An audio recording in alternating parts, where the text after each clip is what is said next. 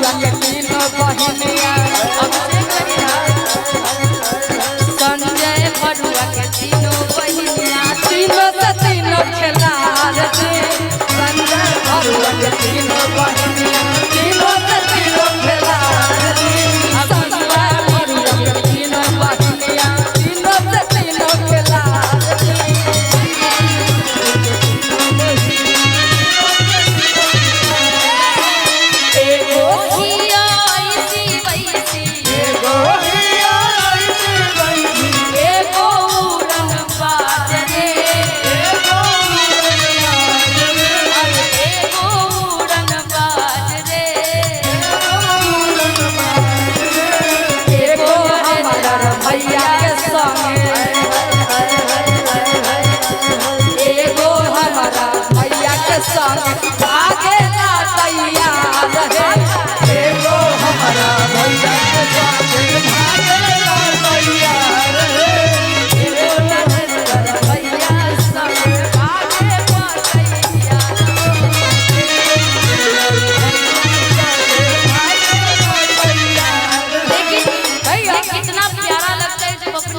सब लोग भूल जाता है, लेकिन जब मैं किसी मंच पे जाती हूँ मेरे इस सब गाने की फरमाइश आती है तो बड़ा अच्छा लगता है कि अभी भी अपने उस देहाती कल्चर से लोग जुड़ा है।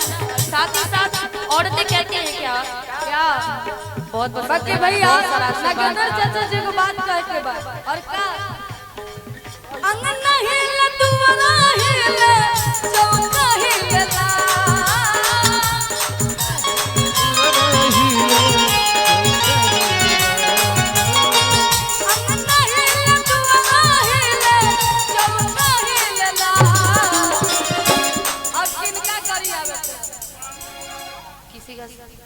नाम क्या बोले थे?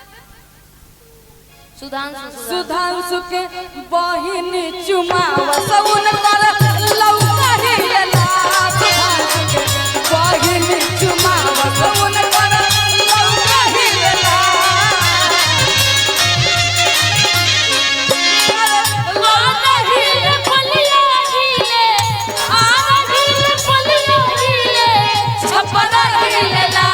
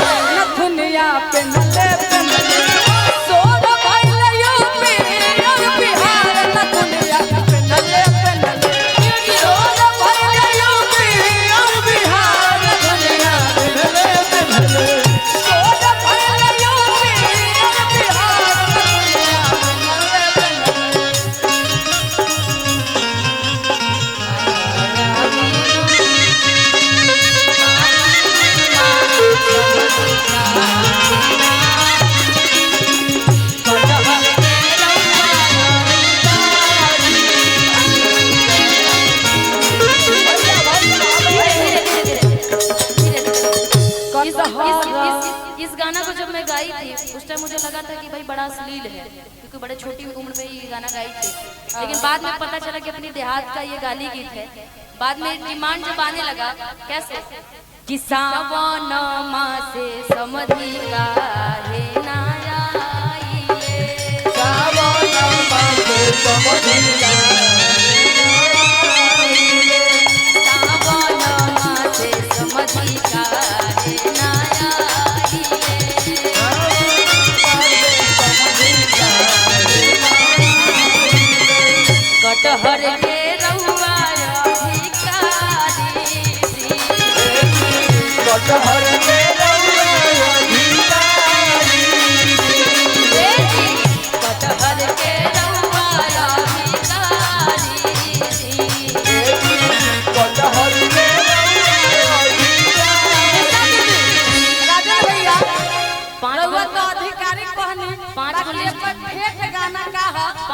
सा है उसको बोल लेने दे। गा दीजिएगा धीरे धीरे। कटहर के छील छील मुंह में खियाई दी। अच्छा कटहर के छील छील मुँह में खियाई हो। कटहर के छील छील मुंह में खियाई दीजी। कटहर के छील छील मुँह में खियाई। छिलका चूसाई त शंभू जी के पिछुआ जी। छिलका चूसाई त शंभू के पिछुआ जी। छिलका चूसाई त पिछुआ जी। शंभुनाथ ठाकुर भड़ुआ आइल बाड़े बड़तिया में हो। शंभुनाथ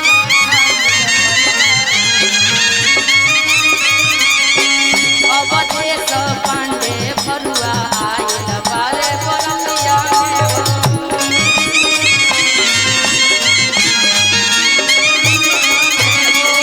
एच एच राय भरुआ आइल बाड़े बड़तिया में हो।